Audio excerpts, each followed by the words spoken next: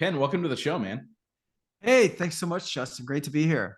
Yeah, I'm honored to sit down and chat with you. I was recently on your show, The Leaders Lab, and we had a great conversation and found similarities in our stories and some of the things we went through. And I want to dive into that. But why don't we start with who is Ken today?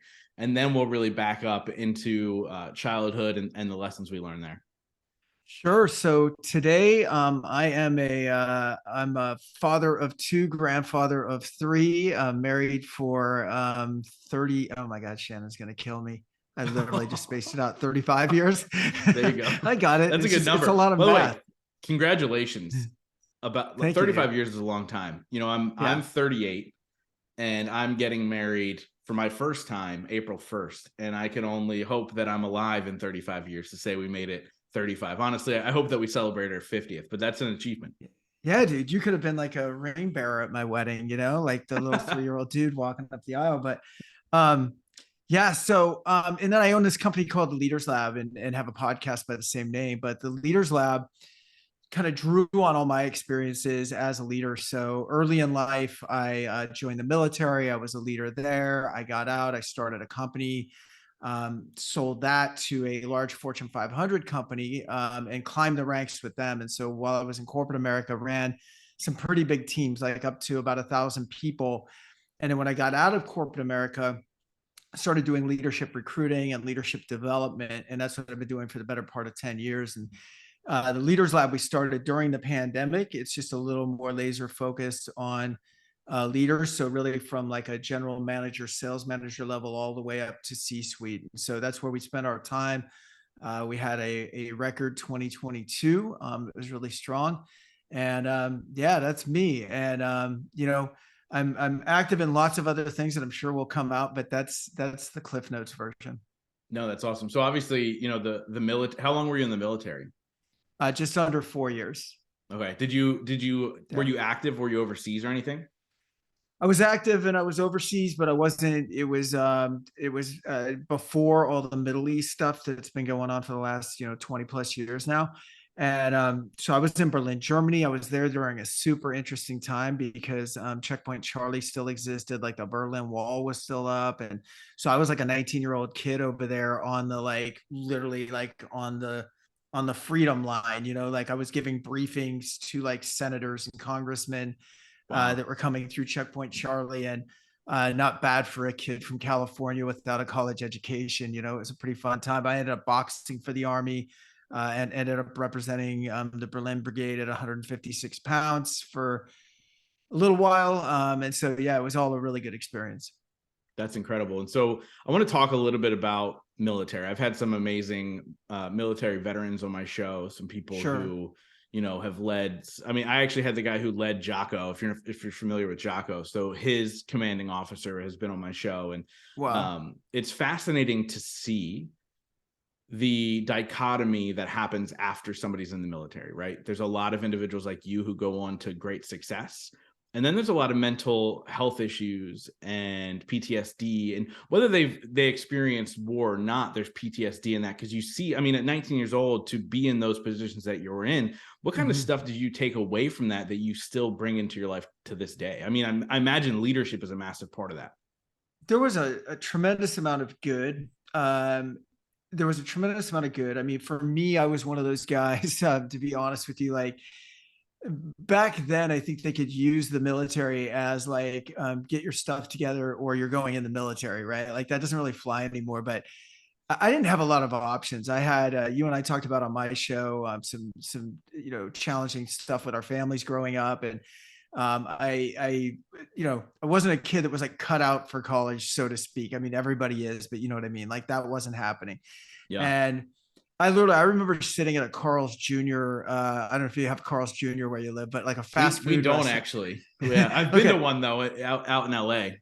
delicious, right? And anyway, I'm sitting there, I'm eating a Western bacon cheeseburger and pretty carefree. Like, even though I had nothing good going on, I literally didn't. I hadn't met my wife yet. I didn't have a good job. I didn't have any family structure. I didn't have any money. I was literally flopping from my friend's parents' guest house to guest house, right? And I'm all of a sudden in this Carl's Jr. for the umpteenth time, cutting class, barely made it through high school, was at a junior college and not doing well there.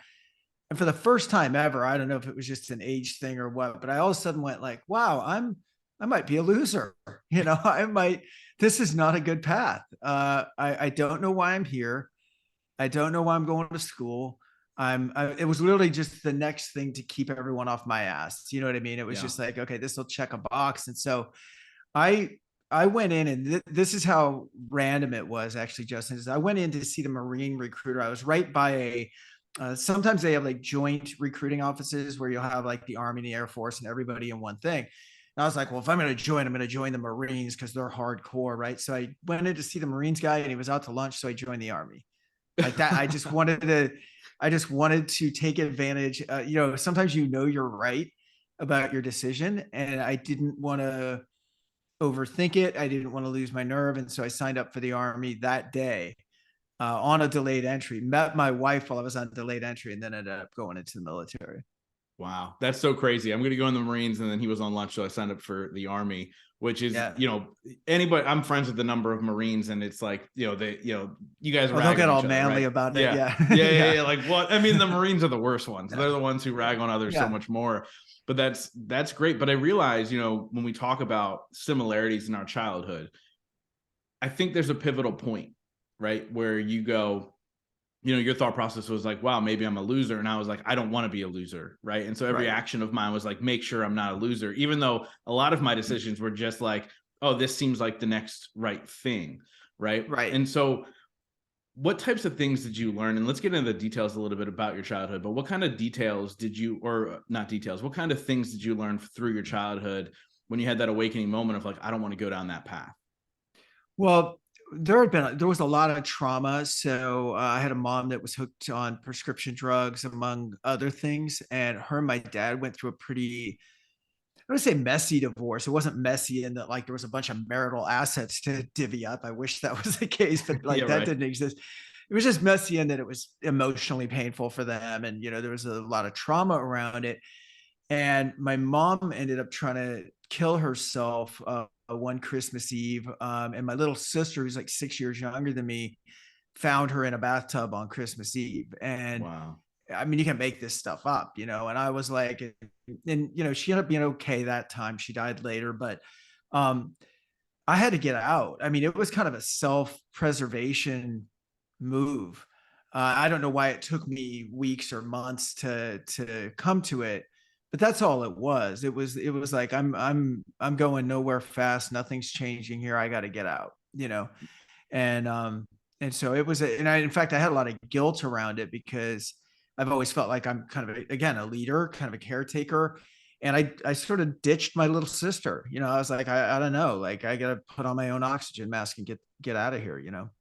Yeah, and that's such a big thing. And I think growing up in a house, you know, with a parent that's an addict, there is a lot of fight or flight type of mentality. And you being like, oh, I'm a caretaker, I'm a leader. I took on those qualities, even though I was the youngest, but I was the only male, right? So I took on Right. those qualities as well, where I thought I had to fix everybody else, Right. and I lost sight of who I was in a lot of senses up until probably close to 30, until I really started to own my own shit and say, hey, let me really fix myself instead of worrying about fixing others. I mean, when you were a kid, what was that like being in that environment, right? Like yours seems, I hate comparing lives, but yours seems so much more traumatic, right? Like, yeah, I've seen my mom have reactions to opioids and overtaking them, and she would hallucinate. And one time I walked in the living room and she was petting a cat and yelled at me for scaring the cat away, but there was no cat, like things like that. But I've never experienced like those suicidal ideations or those suicidal attempts. What was that like for you growing up in those situations?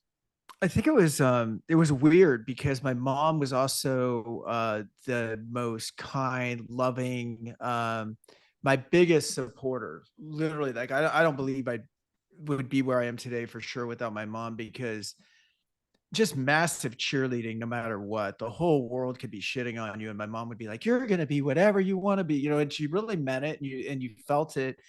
Um and so she had these stretches of you know really being awesome, you know, and again always being caring. She was never mean, she was never like angry. She was just sick. She was addicted to this stuff. Yeah. And she was a hypochondriac. And so doctors would prescribe her more and more medicine. And if she couldn't get it from one doctor, she'd go to another doctor. And people have heard stories like that before with people that get, hooked on prescription drugs. But from a very young age, I mean, I think the youngest I can remember is probably 5 or 6 years old. There being these major, like, my parents weren't like open fighters where they'd yell and scream all the time. So when they did, it was like, holy shit, what's going on? And there'd be like a clearing out of the pill cupboard with my mom like clinging on for dear life and like trying to grab stuff out of the toilet. And you're like 5 or 6 years old, kind of watching this. And it should be fine. And when she was fine, she's phenomenal. She literally could run the PTA, right? Like when she was fine, she's fine. But it wasn't like, I don't think she ever fully went into any, I know there was nothing like recovery or anything like that in my family at that time. So Yeah. when I say fine, I mean, she was just properly medicated, I guess. I don't know. So I guess to answer your question, it just created a lot of independence and sort of survival. It was sort of like you didn't feel like the adults had your ass. Do you know what I mean? And I think Yeah. you might have got some of that. And, you know, I don't want to make it worse than what it is because there's a lot of good parts of our childhood, and thankfully my dad, even though we didn't get along real well, he was stable, and that's how my little sister kind of like was able to pull through all this. But yeah, it was sort of like nobody's really got my back, so I better have my own back. Now that sounds and used to, if I was telling you that story 10 years ago, I'd have been, Justin, this is such bullshit. Like I had to take care of myself and this and that. And I'd be almost wearing it like a resentful badge of honor. Right. But I don't feel that way anymore because, there's a thing in the Robbins community that we talk about in Tony Robbins community that it's called, if you're going to blame someone, you got to blame them effectively. And it's like, well, what did I learn from all of this? What did I get from all of this? And it's like, if I had to learn at, a very young age to be independent, and then also at a very young age to start becoming financially independent, then my brain already started working like an entrepreneur. And now I've, had successful businesses and done these different things and had this opportunity to lead big teams. And I think it all stems from that. I mean, I think had I been silver spooned, who knows, it would have been a totally different outcome. So, it's been quite the learning experience, but not all bad. There's been a lot of good that's come from it. Dude, there's so many similarities with what you're saying and what I went through. Like it's Yeah. like I'm getting chills when you're telling these stories of when my mom wasn't high or whatever, she was a great mom, right? Like Yeah. I never lacked love in my childhood whatsoever. Right. My mom was my biggest cheerleader. Actually the post that I put on Facebook to let the world know she had passed, what the ending was, I lost my biggest cheerleader. Right. And it was the realization of like, there are so many people that are hurting, but they continue to give so much, right? Yes. And so I wonder how often that happens in the addiction space. Maybe it's just moms, right? Like I saw a meme recently that said, it was like from a movie or something, and I want to find it just so I can see the clip, but like the top scene was like, sounds like you had a good mom, and the guy on the bottom said you had the best mom, or I had the best mom. And I feel that way about my mom. Even though she had her issues, she was the best mom. Like I would never trade her for that mom who was perfect, right? And tied up neat like a bow and all those things. And I imagine you feel the same. I do, but I got to tell you, man, it pains me because I could not find. So this goes on when we're a kid. When we're kids, she tries to kill herself multiple times. She doesn't. She comes close, but a lot of it's just like cry for help, attention, that kind of stuff. But she's still got this like very serious addictions, right? Then I get into my 20s and we started having kids really young, So my wife was like 19 when she got pregnant with our daughter. And so That's like we were real super young. Yeah. I mean, like our kids are almost as old as you, dude. So like at least my oldest one. And so we started all of this really young. And I went into this mode where I think you learn as much from people sometimes by what they don't do, as what they do, right? And so I remember taking mental notes when I was a kid of like, this is no way to parent. I was like very self-righteous about it. I mean, literally like a 6-year-old going, when I'm older, this is how I'm treating my kids. But I really did have those thoughts. And Yeah. so when Shannon and I got together at a young age, all of that had been building to where it was like, I need to create this situation with Shannon for our family that doesn't exist. Right. Like Mm, I've got to protect them. I've got to be there for them. We can, none of this like craziness. And so through that, I got pretty distant with my mom, because things weren't getting better for her. And those bright lights of her being like super phenomenal and captain of the PTA had faded. They just didn't exist anymore. And I was in contact with her, but I'll be honest, I think really didn't have much of an emotional relationship with her for the last years of her life. I had a financial one, because if me and my siblings didn't help, she just would have died. Like, she wouldn't have had heat. She would have sat in a trailer and died. So I got involved in that way. But I've once I got into this, learning how to blame effectively that we were just talking about, then any animosity I had like went away, and all I could see was like the good, right? And that this really was a disease, and a disease that I had to deal with myself on a personal level later. And so it was like, I wish I could have been more gracious to her, right? Like in that time. And I think my excuse, and it's a pretty good one, was I needed to take care of my kids. I can't have negative influences. But there was still, I could have done more. And I think we all feel that way. I think with our relationships, right? We never go like, oh, I shouldn't have given so much. We always feel like we should have given more. And I think in that relationship, I could have. yeah, that's interesting. And there are moments, I mean, I didn't have the same experience with my mother, but towards the end, I mean, I moved, actually where I live now, I moved here because she had issues paying the bills. So I moved here to help her do that. And 6 months later, she Right. moved out and moved back to New Jersey with her sister, actually. But similar, right? Without those support systems, she would have also been down and out, right? Homeless, Right. whatever the case may be. But I think going to, it is an illness. And I think that I say that so calmly, but I even still at this point have a hard time wrapping my head around it. And I've been to Alateen, I've been to the meetings, Yeah. I've done those things. It's hard to wrap your head around it when you haven't lived it. Now, you mentioned you fought your own demons, later in life. Talk a little bit to that, and talk about your struggles with that. Yeah. I think, it's so much more clear now, but I think back then, so I grew up in an environment where everybody drank and a lot of people used drugs, but everybody drank, everybody. And so to me, literally as a kid, when I think back on it, it wasn't something that you hit a certain crossroads and like, will I or won't I? It was just sort of like, of course, everybody drinks. Like, that's just the way it is. And I started doing it really young. So while my family's going through all their stuff, my parents had separated in when I was in the 7th grade for like a month, I remember. And um, my dad was kind of the hard ass because my mom was on, so my dad, I think, felt the need to like hold the whole fort down while Yeah, my like mom was balance out it doing out. her stuff.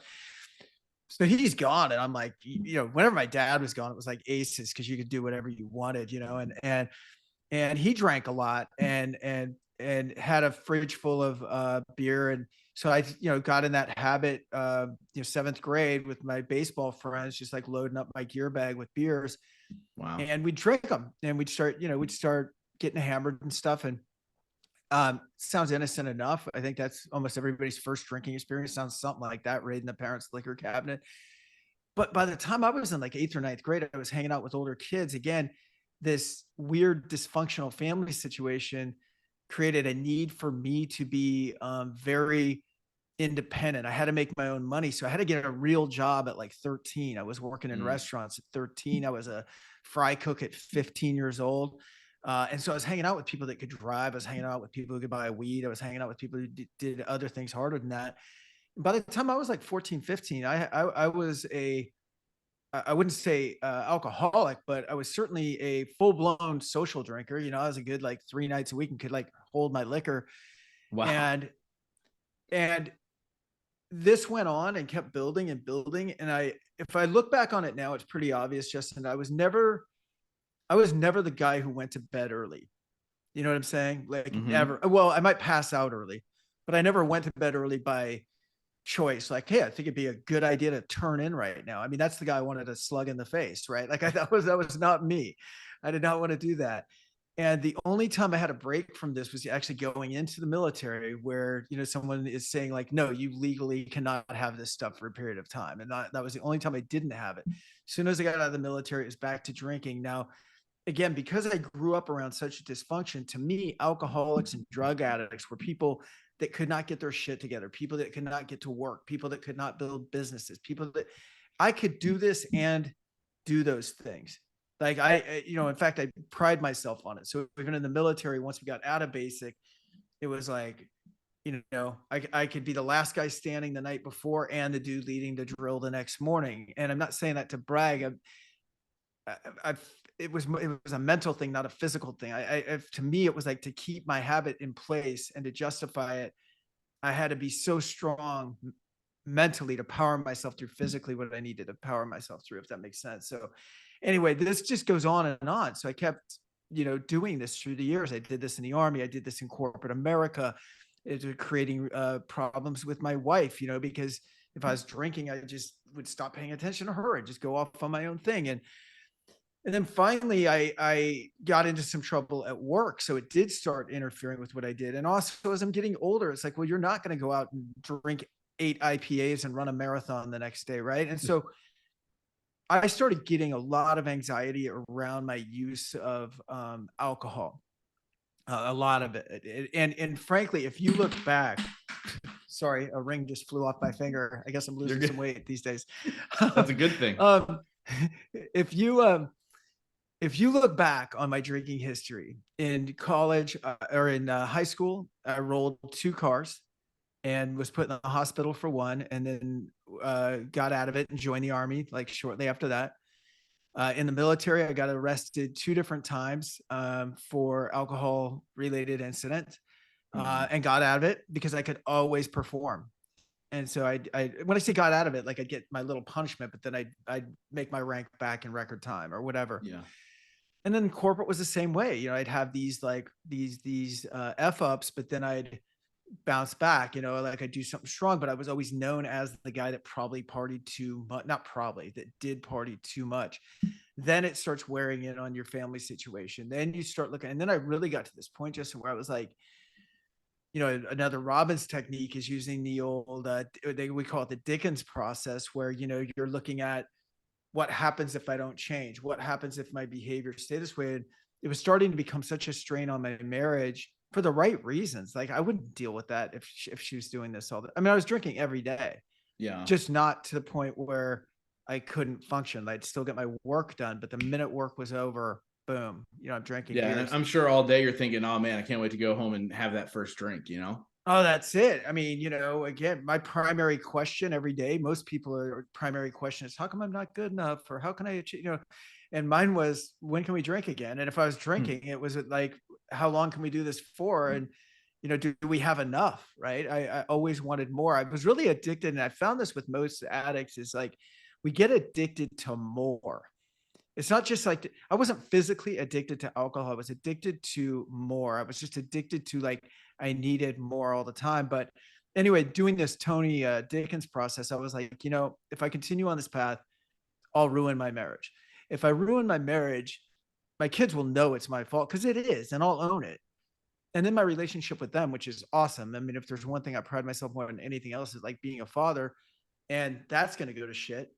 And what's that going to do to my relationship to now they're having kids, um, and so kind of like the Army decision, I guess, 30 years prior or whatever, I just went, I'm done. And I called a dude that I knew was in AA, and I called my wife. And I got to tell you, that was hard. Not those calls, but actually going from being a daily drinker, functional, to complete abstinence. And so I the first couple of years of sobriety, I was still what I would call in the vibration or pattern of addiction.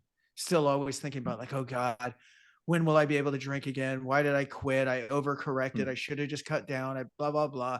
And then the last like 2 or 3 years, mainly through a guy named Tommy Rosen, who I think you would really dig, but Tommy's kind of a yogi and recovery guy, but really just good dude in general. And reading his book called Recovery 2.0, which is all about it's really a self-improvement book. It has nothing to do with like putting down alcohol. It's more about like we all get addicted to stuff, whether it's social media or gambling or electronics or whatever it is. And through that, I actually realized that it was a personality issue, not a substance issue necessarily. And once I Hmm. understood that for me, then everything kind of changed. And it's been awesome now. Well, I And all mean, of the, yeah, I think that removes the shame, right? Like, I think there's shame, especially when you are successful in the corporate world, you were successful in the military, all these things. I think that there's shame going, oh, I have an addiction to this thing outside of me, right? Like, yeah. I think there's shame to that. But speak a little bit to the personality thing. I think what I realized was, I started looking at things the way would describe it when he started talking about, you know, you and I talked a little bit about spirituality, and I think we're on the same page in terms of your concept. And I think you're, and I'm going to paraphrase you, but I think you were talking about you have to believe there's something greater than yourself, right? And that we're all made of energy, and that we're all kind of connected to these things. And if you can believe in that, then we're kind of on the same page. And I'm like, okay, Tommy's philosophy is very similar, right? It's sort of like, consciousness, whatever you call that, God, higher power, Mother Nature, or just whatever. It could be even another person, right? Just something more than you. Hmm. When you're in patterns of addiction, whatever they are, again, it doesn't matter if it's a substance, it's constantly losing contact with consciousness. It's not being in contact with consciousness. And I was definitely not in conscious with, so to give an example, like being out of consciousness is constantly obsessing, worrying, um, self-focused, not contributing, because I'm worried about what I'm getting and what I'm not getting and all of that. And what I discovered is I'm like, well, I'm not just that way with alcohol. Alcohol was just the thing to kind of numb it. Yeah. Alcohol was just the thing to take my head out of it, which is why I liked it so much. Because I'm like, Jesus, if my head's always wrapped around all these questions around resentment and what I'm getting and what I'm not getting, then when you take away my medicine, but I haven't actually done any work on the actual problem of my personality, we're going to have a problem, right? Which is kind of the first 2 years of sobriety. So once I got in there, and sometimes it's just hearing other people like him going, hey, I had an addiction to sex at one time, I had an addiction to gambling, and not that I lined up with every one of his addictions, but it was just like I could relate, right? And I went, okay, yeah, this isn't just alcohol. Alcohol just happened to be the thing that was always there, but my personality manifested itself in these other areas as well. Yeah, that's fascinating. And it like you're mentioning, I mean, it becomes a crutch, right? Like it's an escape. It's you know, I'm gonna go run away. I'm gonna shut down my brain. I'm gonna shut down my Totally. feelings. I'm gonna shut down all that stuff. And I mean, very similar. I still drink now, but when I went through that bender after my mom passed away, which blackout drunk 6 nights a week, like literally don't remember getting into bed every single night. Um, when I was finally able to sit and feel the feelings, I realized that's what I was running from, was the feeling of like sadness and all those things that you battle through grief. I was just escaping that. At some point you're going to have to hit that, right? Like you're going to have Totally. to feel those feelings, and that's everything in life as well. Like that is literally, you're going to have to understand who you are. You have to sit with yourself before you move on. Now it's fascinating, and I see this often, and I think we all have addictions in some way, shape, or form, like you're mentioning, whether it's social media or whatever. But have you looked into it all, like the idea of like hereditary addiction, right? Like, oh, my mom was an addict, so then I became an addict. Have you looked into that at all? Yeah, I mean, sure, it's come up, I guess my take on it is it exists. I guess the question most people would have is do you inherit then addiction? And I think you inherit your environment. I don't know. I'm not educated enough on the subject to know if my mental wiring is inherited in some way from my mom. I think that certainly there's stuff there, right? But I think your environment is a huge part of it, right? So while I may inherit the tendencies again that are going to make someone addiction bound or whatever, um, I or anyone else like me can also create an environment that's different to snap that chain, right? And Mm-hmm. so And that's really where it comes down to for me too, is how can I consider myself to be father of the year and be setting this example at the same time, right? And luckily my grown kids have managed their alcohol a lot better than me, but um, I think part of that's because I've been honest about it even when I was doing it, so um, but yeah, it's I think the environment is the biggest part. Yeah, and one thing I'm getting from you and a similar kind of aspect in my life is like your self-awareness is so high. Like even when you're making the choices that aren't healthy for you in that moment, you're still like, well, yeah, I'm doing this, but this isn't how it should be, right? Like to your kids as you're going, even while you were drinking a lot. Well, To, I'd tone down the I'd tone down the giving me credit on that front. I think I probably presented it more like, if you're gonna do it, you better have your stuff together at the same time. So I think I almost said like, follow my example, and as long as you hmm, can um, cross the i's and dot the t's in life, however I identified that was okay. I think that was probably the message I put out. I don't think I said like, don't do as I say, not as I do. I don't think I put it out that way. Now the last 5 years or so, because that's I really found sobriety about 5 years ago, was uh then it was, hey, I'm not gonna all of a sudden, I don't like people who have all of a sudden gotten sober, or all of a sudden gotten religious, or all of a sudden gotten anything, now all of a sudden coming down on the rest of us and going, now I've found it, I've seen the light and you need to see it too. So I didn't want to be that guy, had no desire to be that guy. But at the same time, you're going to share your experiences, right? And listen, the example I set for you was not the example that I wanted to set for you. And I'm really proud of you guys, and I love who you are as people, but you need to watch for a few things. And here's what's up. And then I told them the whole thing we're talking about right now. In fact, I wrote it all out like a Jerry Maguire, like manifesto, right? yeah. And, here's your family history, basically. So, yes, I came clean, but it wasn't necessarily in the moment as it was happening. No, for sure. I mean, and it all takes time, and it's in our own time, right? And I think it's fascinating to hear your story. I didn't realize I was going to ask you how old were you at this time. I didn't realize this was only 5 years ago. Yeah. What kind of changes have you seen in your life, in your personal life and your business life across the board since you've stopped drinking? Oh man, I'm glad you asked that, because so when I got sober, um, again, I call it.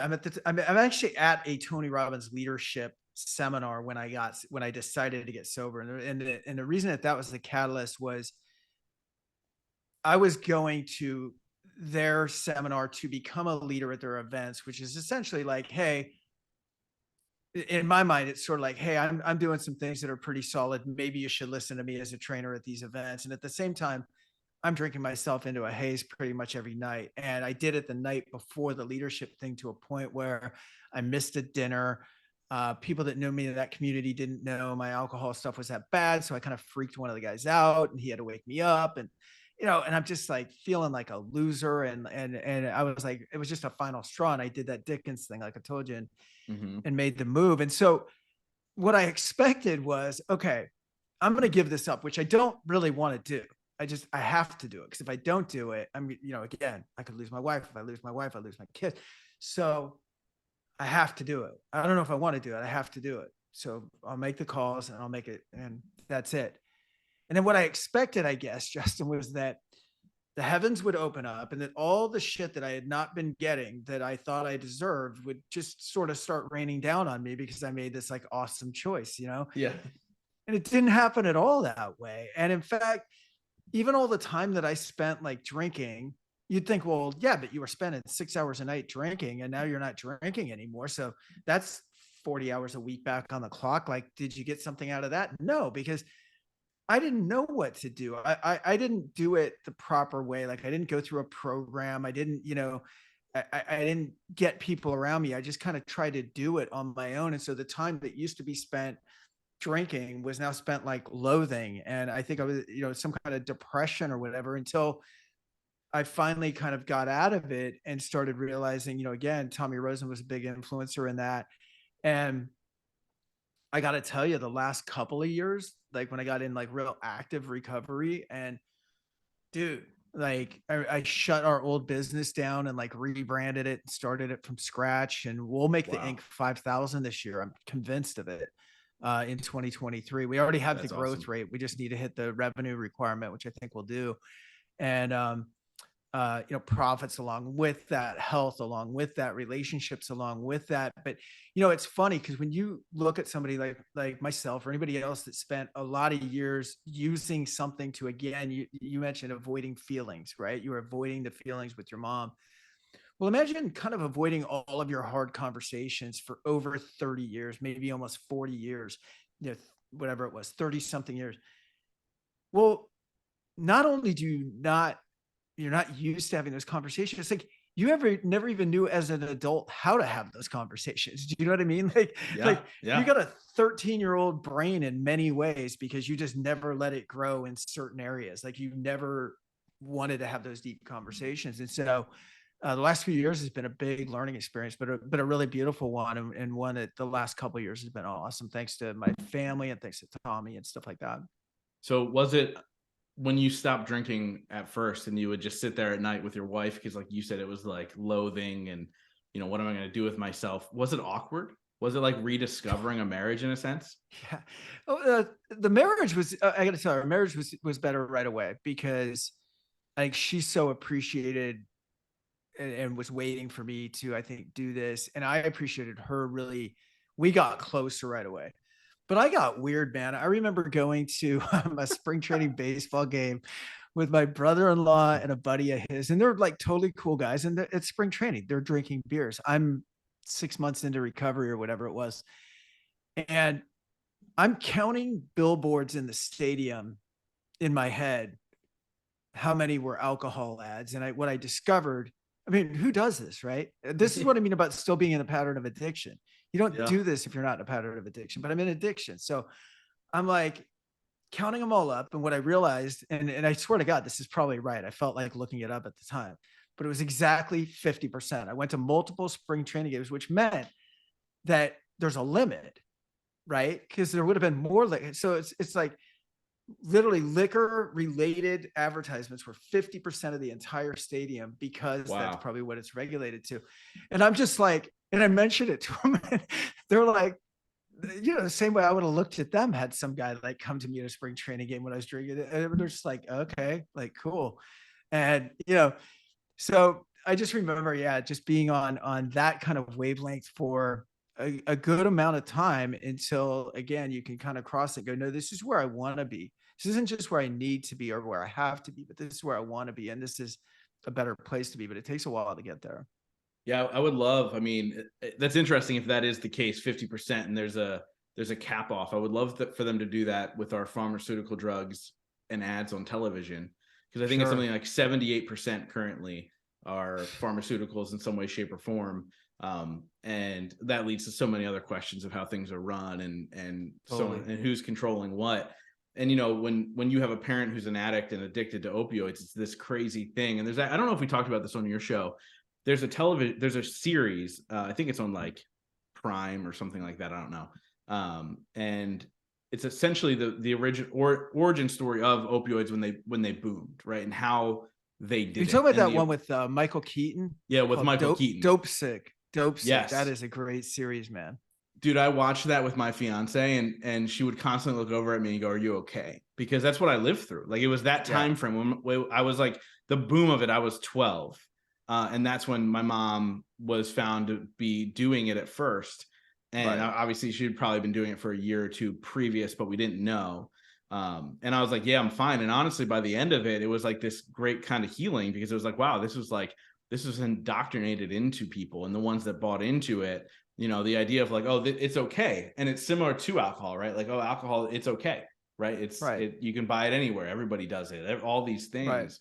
And it's just a fascinating thing. And that's a whole nother conversation that we can get into, but No, I it's was just I was interesting. super into that series. I thought it was really well done. Really, I mean, really interesting. Yeah. Yeah, they did a really good job. But I want to talk a little bit. You obviously shifting your business once you got sober and shutting it down and rebranding and doing all these things. And here you are with the Leaders Lab. Talk a little bit to where the Leaders Lab came from and what that looks like. Yeah. So when I left corporate America, I started a recruiting company called Summit Careers, and we focused primarily on leadership. But I was new to recruiting. I was just sort of like, when I was in the corporate world, I was like, I think this would be a cool industry to get into. I like talking to people. I can definitely spot leaders. I can definitely spot sales reps. I thought it was just a good industry. So that's where I pivoted when I got out of corporate. But Summit was kind of all over the place. Like we were trying to be all things to all people. And when COVID, it was still a successful business, but when COVID hit, it just wiped us out. I mean, it was like if you were in recruiting, the faucet just got, like, for most recruiting, just got shut off. And especially in Summit, because again, I was not really prepared. I was still in that early recovery mindset, and prior to that, I had been, full board drinking. So it wasn't like a growing business really. It was just sort of a paying the bills kind of business. And so when COVID hit, I mean, people call it, the great reset for a lot of different reasons. But for us, man, and for me personally, that was just so true, because like I needed some quiet and I needed to go like, okay, what am I going to do right now? Because this business literally does not exist. Like after the first quarter in 2020, we didn't bill any work starting in April. That was it. March was the last billing month, like a lot of other companies. And so it was like, all right, well, what are we going to do? And that's when we moved from Arizona to New York, because our kids are here in New York. And my wife and I literally took an online like real estate course, because I was like, well, you gotta find something to do at some point. Like we're not independently wealthy to retire yet. So, um, and then it was like, no, I like recruiting, and I never really got into the way I should. So who are we really, and who am I really? And this whole Leaders Lab idea was the idea of encompassing my corporate background, Tony Robbins, all the stuff we talked about today, and a little bit today, and saying, how do I? Because I've done one-on-one coaching, personal coaching. I'm a trainer for Tony.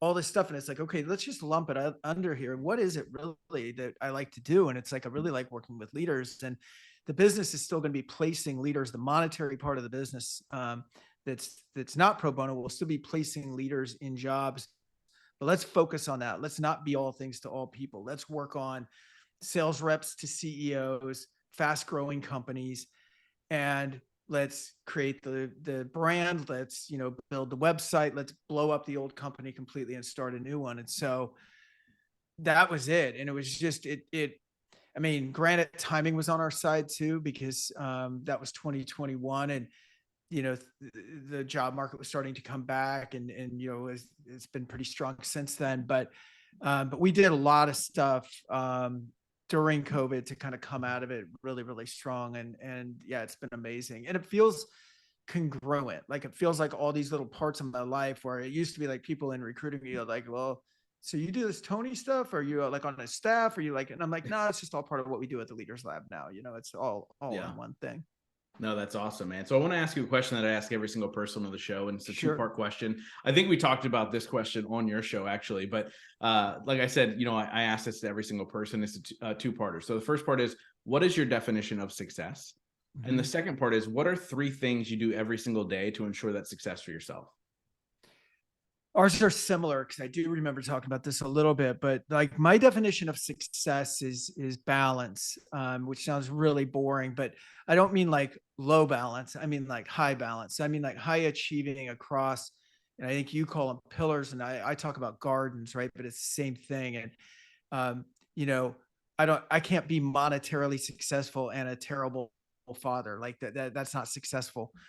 Or vice versa. I can't be broke and just be good in my relationships and be successful. So to me, it's about having balance in a few areas of life. And to me, those are, relationships, spiritual, health and fitness, financial, and then mission would probably be my big ones. I could think of a couple more, like lifestyle and adventure needs to be up there, and some things like that. But those are my biggies. And then you said 3 things daily to make that happen. Mm-hmm. I do. I have, the reason I'm hesitating is I've got probably 10 things I do like every day. I'm really weird. I'm a ritual guy. You're a Tony guy, so that makes sense. Guy, and I think you and I talked about Hal Elrod a little bit. So I'm a bit of I'm kind of a natural morning guy anyway. But I take time every day to do something physical. And so sometimes that can be something like more hardcore, like a run or Orange Theory or something like that. And sometimes that's yoga or just here on my mat at home. I think that's important. I think some level of meditation daily, and it doesn't have to be like zoning out for 45 minutes. For me, it can be 15 minutes guided. It can be whatever it is to anybody that's listening to this, right? It can be 5 minutes on the Headspace app. But I just think that disconnection from the conscious disconnection from electronics, from other people, from interruptions is like a big part of my day. Yeah. And the other thing, and I'm going to steal this from you a little bit, because I think it is in my repertoire, but I never would have answered this way before. But I think you said you like to help someone every day, or maybe your wording was different. But I like this idea of contribution, and I've on the 6 human needs, contribution is always and growth are always my two highest. They're usually like tied. And so I feel the same way. I mean, I think a good day has to be serving others in some capacity, right? Sometimes in a really strong, meaningful, definable way, and sometimes just something small. But I mean, I think it has to be there. And by the way, not to go on and on with my answer, but this is, I was talking earlier about the pattern of addiction or the vibration of addiction. This is the vibration of recovery. This is the vibration of health. So whether someone considers themselves recovering from something or not, the exact stuff that we're talking about, this is being connected to consciousness. The idea of even taking a pause and going, yeah, I made some money today. Did I help anybody? Did I do anything good? Was my life meaningful? That is absolutely connected to consciousness, and that anybody to me can use. Yeah, no, I love that. And so I wrap up every single interview with the same question. But before we get there, where can people find you? What's all the good stuff? Yeah, so we have a podcast called The Leaders Lab. It's everywhere that you can find podcasts. And then for us on the talent acquisition side, you can find us at theleaderslab.co. Or you could hit me up, Ken at theleaderslab.co, and we can talk about leadership needs or what's going on at your company. I love it, man. Like I said, I wrap up every single interview with the same question. Since the Sure. show is called The Growth Now Movement, that question is, in your life, what has been your biggest moment of growth? Biggest moment, there's been a couple. It's got to be the decision to get sober. I mean, either that initial decision or kind of the connecting with Tommy Rose and then actually having a ramp up in that recovery. But that never would have happened without the decision to get sober. So I think that one. Awesome. Ken, thank you so much Yeah. for coming on and sharing so openly and honestly about your journey and where you're at now. And thank you so much for creating leaders in this world because it's needed. I just appreciate the work you do, man. Thank you. Appreciate you. Thanks for having me on.